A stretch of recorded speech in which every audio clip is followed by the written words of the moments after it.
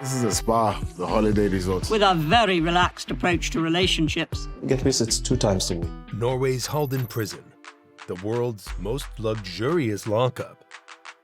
Walk into any maximum security prison and you expect concrete walls, armed guards, and the constant threat of violence. You expect punishment. But in a small Norwegian town near the Swedish border, there's a prison that breaks every rule. Flat-screen TVs in every cell, recording studios, private bathrooms, no guards with guns. So I'm on my way to Halden Prison, which I'm told is the most luxurious of them all. Critics call it a luxury hotel. Supporters say it's the future of criminal justice. Inside are murderers, rapists, and drug dealers, living in conditions that would make some college students jealous. The question everyone's asking, has Norway lost its mind? Or has it figured something out that the rest of us missed? As the world's most humane maximum security prison. The $252 million experiment. When Norway's King Harald V officially opened Halden Prison on April 8, 2010, the world paid attention. This facility took over 10 years to build and cost 1.5 billion Norwegian kroner, roughly $252 million. For a prison holding just 250 inmates, that's a staggering price tag. The architects weren't designing a fortress. They were creating something that looked more like a modern university campus. No bars on windows, no watchtowers, no barbed wire coiled along fences.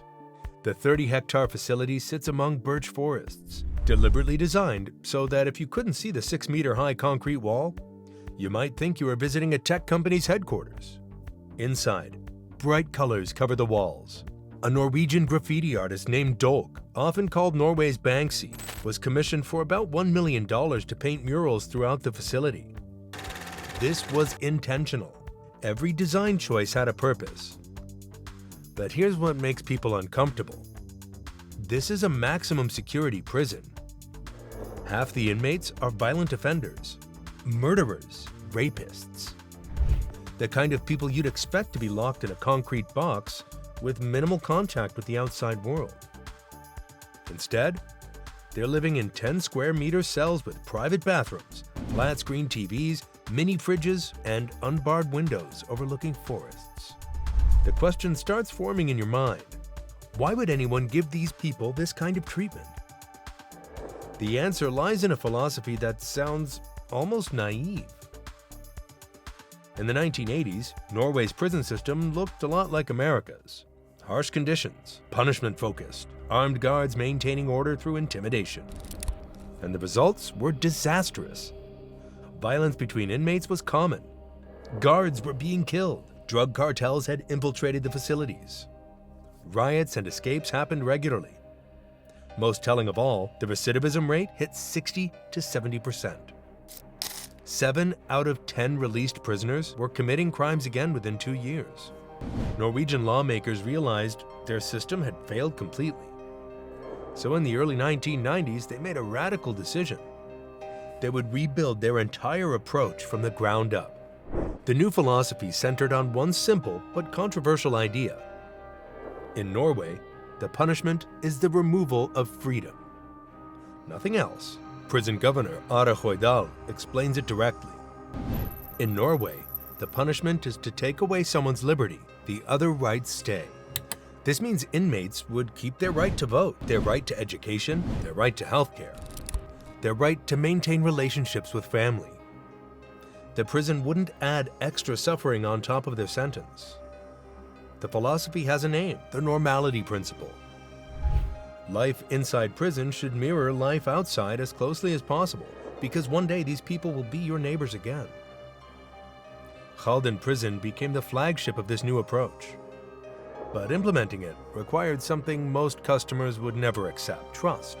Every morning at Halden starts differently than in most prisons. Guards don't carry weapons. Before they even begin work, they've completed a 2-year university program focused on ethics, human rights, and psychology. They're not just guards, they're social workers, role models, They eat breakfast with inmates, play sports with them. The tiny guard stations scattered throughout the facility were deliberately designed to be cramped and uncomfortable, forcing officers to spend time with prisoners instead of hiding behind desks. The 340 staff members include teachers, healthcare workers, personal trainers, and guards. Half the guards are women, a deliberate choice by Governor Hoydal, who believes it reduces aggression. The goal is to create what architect Per Højgaard Nielsen called a sense of family. This sounds absurd when you remember these families include convicted criminals. Yet it's part of a strategy called dynamic security, where relationships prevent violence better than weapons ever could. Inmates must choose between work and education. They can't simply watch TV all day. The facility offers several vocational courses, including carpentry, car service, and metalworking, all providing actual degrees.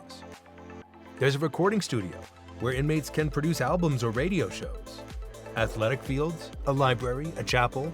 For inmates with families, there's a separate chalet-style house where, after completing a child development education program, prisoners can spend 24 hours with their partner and children every 3 months. The prison receives meals pre-cooked, which inmates heat in communal kitchens shared by groups of 10 to 12. The living areas look like apartments. When visitors tour the facility, they're often struck by one recurring word that both staff and inmates use: hopeful. But does hope translate into results? Or is this an expensive social experiment that coddles criminals? The statistics are difficult to ignore. Norway's recidivism rate stands at 20% within 2 years of release, and only 25% after 5 years. Compare this to the United States, where roughly 50 to 76.6% of released prisoners return within 2 years. In practical terms, for every 100 Norwegian prisoners released, 20 commit another crime. In America, it's 50 to 76. The economic impact runs deeper. Prisoners who were unemployed before incarceration see a 40% increase in employment rates after release. Fewer people in prison means more people working, paying taxes, and contributing to society instead of draining resources. Norway spends approximately $127,671 per prisoner per year, compared to $25,000 to $34,000 in the United States. At first glance, Norway's approach seems wildly expensive, but when you factor in that they're not repeatedly reincarcerating the same people, the long-term economics start to make sense. Norway now only has 54 people incarcerated per 100,000 residents, compared to 707 per 100,000 in the United States. The country has approximately 3,000 total prisoners. Louisiana State Penitentiary, the largest prison in America, holds 6,300 inmates by itself. These numbers paint a compelling picture, but they also fuel the controversy. Norway's Conservative Progress Party has been vocal in its criticism. Former deputy leader Per Sandberg argued that as foreign prisoners increased from 8.6% in 2000 to 34.2% in 2014, the high standard of Halden was attracting international criminals. The party claimed the quality of life at Halden was better than in many nursing and retirement homes. British politician Anne Widdecombe presented a documentary in 2020 called World's Most Luxurious Prison, where she criticized the facility throughout, arguing that prison should not be like normal life. International media coverage often focuses on the luxury amenities, with headlines that make it sound like a vacation resort rather than a place of punishment. Perhaps the most uncomfortable example of this criticism came from Anders Breivik, the right-wing extremist who murdered 77 people in 2011. Despite being housed in conditions most would consider extremely comfortable, complete with a TV, exercise equipment, and access to a library, Breivik wrote a letter complaining that his conditions were inhumane. He stated, "I highly doubt that there are worse detention facilities in Norway." His complaints included his cell being too cold and having to rush his morning routine. This raises a disturbing question that critics often ask. If someone who committed one of the most heinous crimes in Norwegian history is treated this well, what message does that send to victims and their families? What about justice? The Norwegian response would be that justice means different things in different cultures. In 2018, The United States Committee Against Torture did criticize Norway for high rates of prolonged isolation of some prisoners, showing that even this supposedly humane system has problems. And there's the reality that Norway's reforms haven't been exported successfully to many other countries. Cultural attitudes toward crime and punishment vary dramatically. Some American states, like North Dakota and Oregon, have attempted to adopt elements of the Norwegian model, but implementation at scale remains challenging. The United States has a fundamentally different relationship with punishment. American culture often views prison as a place where people should suffer, where time should be hard time. The idea that someone who committed a violent crime should have access to a recording studio strikes many Americans as absurd, even offensive. Norway's system works in Norway, a country of 5.3 million people, with a strong social safety net, low poverty rates, and a cultural emphasis on collective welfare. Whether it could work in countries with hundreds of millions of people deeply entrenched in inequality and different philosophical views about crime and punishment remains an open question.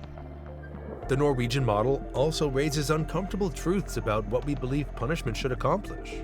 If the goal is to make criminals suffer, then Halden fails spectacularly. If the goal is to reduce crime and create safer communities, then the numbers suggest it succeeds remarkably well. Sometimes the most radical thing you can do is treat people like they might change. If this story challenged how you think about justice, hit that subscribe button. More uncomfortable truths coming soon.